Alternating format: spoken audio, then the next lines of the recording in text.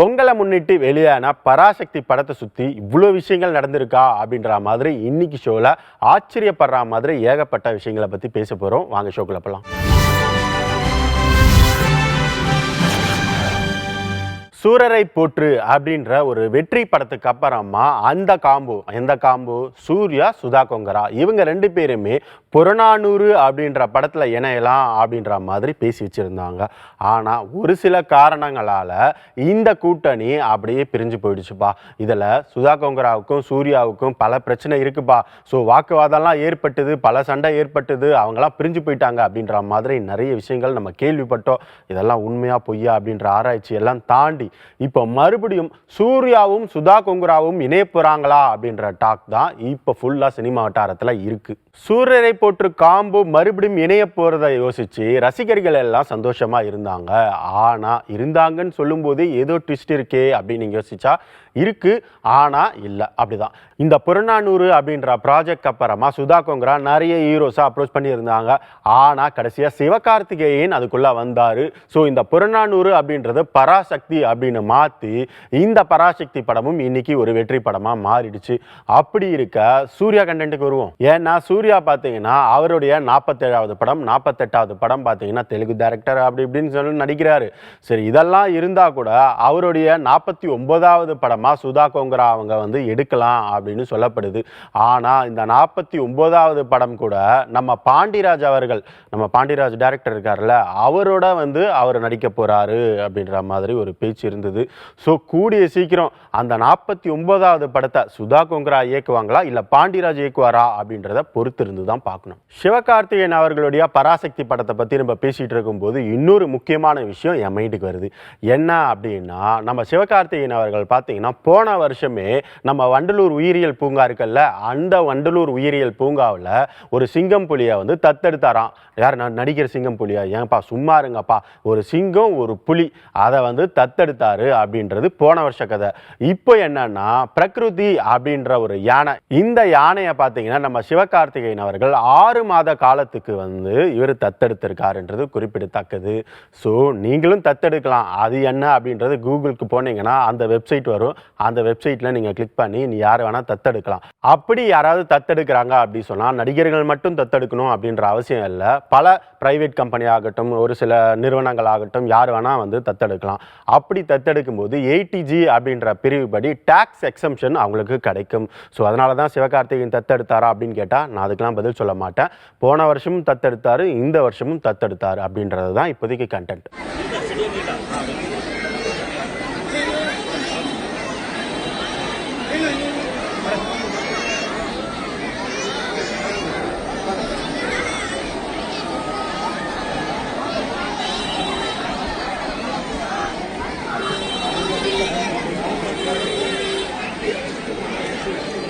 பராசக்தி படத்தை எடுத்தா சிவகார்த்திகேயனை பற்றி பேசும்போது அப்படியே நம்ம ஜிவி பிரகாஷை பற்றி பேசியே ஆகணும். ஏன்னா இந்த பராசக்தி டீம் என்ன பண்ணாங்க அப்படி சொல்லி பார்த்தீங்கன்னா, பொங்கலை முன்னிட்டு டெல்லிக்கு போயிட்டு கொண்டாடி இருந்தாங்க. பொங்கலை எங்கே போய் கொண்டாடினாங்க அப்படி சொன்னால் டெல்லி மட்டும் கிடையாது, டெல்லியில் இருக்கக்கூடிய நம்ம மத்திய அமைச்சர் முருகன் அவர்களுடைய வீட்டிலேயே கொண்டாடி இருக்காங்கன்றது குறிப்பிடத்தக்கது. மோடி அவர்கள் முன்னிலையில் நம்ம ஜிவி பிரகாஷ் அவர்கள் என்ன பண்ணியிருக்காருன்னா, திருவாசகத்தை இசை வடிவில் ஜிவி பிரகாஷ் அவர்கள் பாடினது அங்கு இருந்த எல்லாரையுமே பக்தி பரவசத்துல அழுத்திடுச்சு. அப்படி இருக்கும்போது ஸோ நல்லா இருக்கேப்பா அப்படின்னு ரசிகர்கள் எல்லாரும் ஒரு பக்கம் சோசியல் மீடியால பரப்ப, ஸோ இந்த விஷயம் அடுத்த கட்டத்துக்கு நகர்ந்துருச்சு.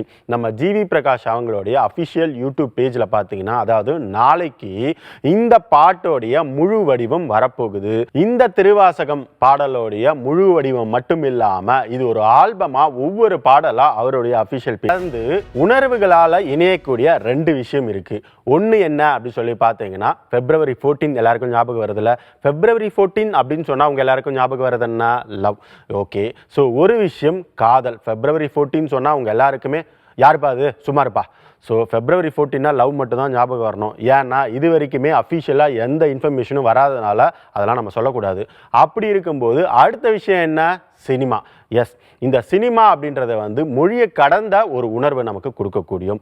அப்படி இருக்கும்போது 1947ஆம் ஆண்டு இதே ஜனவரி 21 தான் ஒரு மாஸ்டர் பீஸான ஒரு படம் வெளியாகுது. இந்த படம் தமிழ், ஹிந்தி, தெலுங்கு இதெல்லாம் கிடையாது, சிங்களத்தில் வெளியாகுது. ஸோ சிங்களத்தில் வெளியான முதல் சிங்கள படம் இதுதான் அப்படின்னு சொல்லலாம். இந்த படத்தோட பேரே பார்த்தீங்கன்னா கடவுன்னு பிறந்து வா அப்படின்றது தான் பேரே.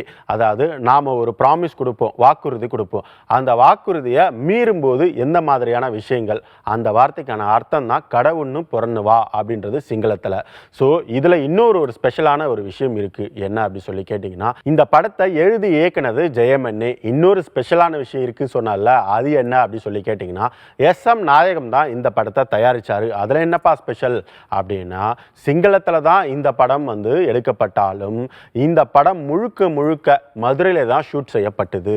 அது மட்டும் இல்லாமல் SM நாயகம் ஒரு மதுரையை சேர்ந்த தமிழர் அப்படின்றது குறிப்பிடத்தக்கது. என்னதான் தமிழில் ஏகப்பட்ட படங்கள் வந்தாலும் அது வரைக்கும், அதாவது 1947 ஜனவரி 21 வரைக்கும் இங்கிலீஷ், ஹிந்தி, அதுக்கப்புறம் தமிழ் படங்கள் கூட நேரடியாக கொழும்பில் வெளியாச்சு அப்படின்றது குறிப்பிடத்தக்கது.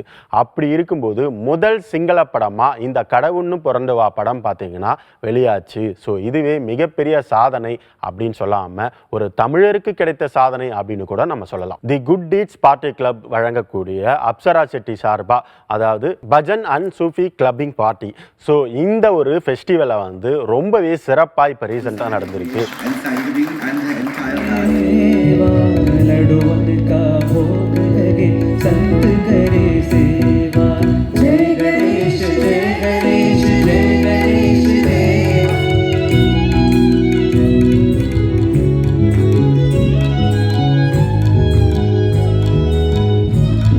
இந்த ஃபெஸ்டிவலோட சிறப்பம்சம் என்ன அப்படி சொல்லி பார்த்தோம்னா பஜன் தான். அதாவது ஆன்மீகத்தை அடுத்த கட்டத்துக்கு கொண்டு போகிற மாதிரியான ஒரு ஆன்மீக பார்ட்டி அப்படின்னு சொல்லலாம்.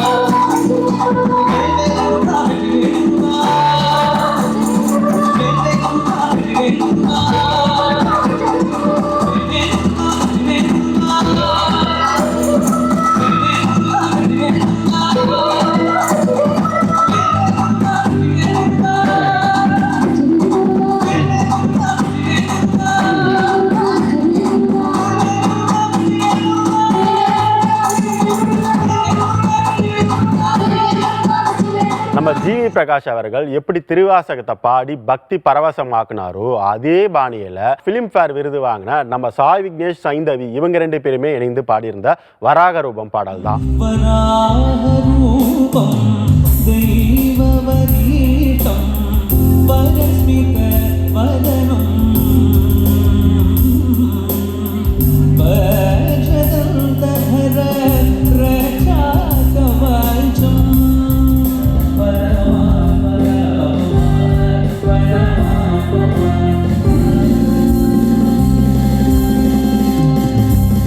ஸோ இதில் என்ன ஸ்பெஷல் அப்படி சொல்லி பார்த்தீங்கன்னா பக்தியாக அடுத்த கட்டத்துக்கு கொண்டு போகிறது தான் இவங்களுடைய நோக்கம் அப்படின்ற மாதிரி நம்ம சொல்லலாம்.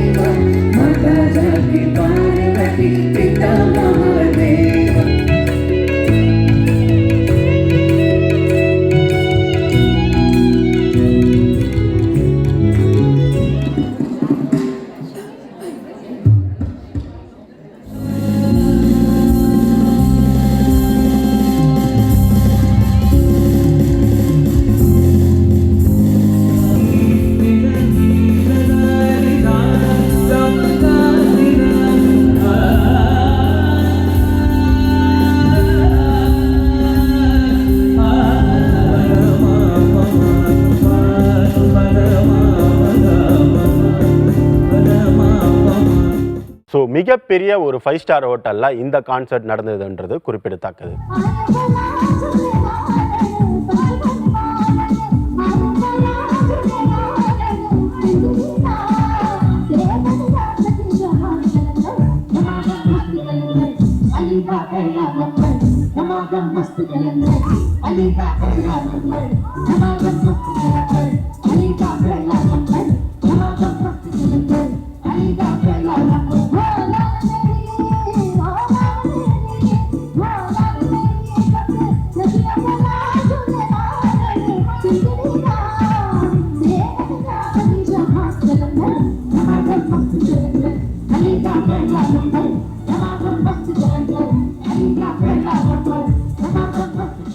ஜோக்கர், குக்கு, ஜிப்சி, ஜப்பான் இந்த மாதிரி படங்களை இயக்குன ராஜ்முருகன் அவங்களுடைய இயக்கத்தில் அடுத்த ஒரு படைப்பு தான் மைலாட்.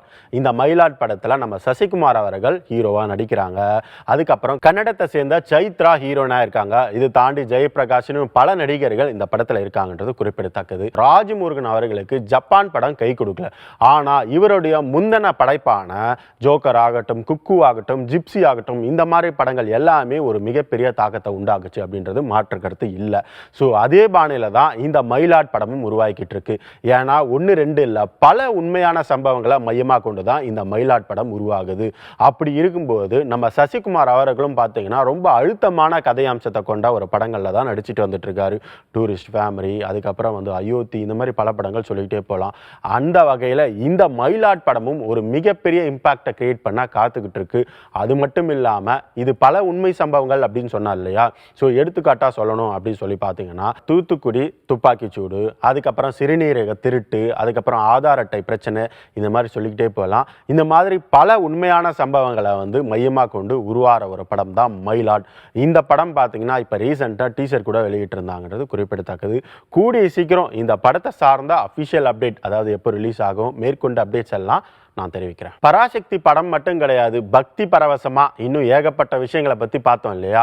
ஸோ இதே மாதிரி நாளைக்கு சினிமா 2.0 எபிசோட்ல இதை விட இன்ட்ரெஸ்டிங்கான கண்டென்ட்லாம் காத்துட்டு இருக்கு. மறக்காம பாருங்க சினிமா 2.0. நன்றி.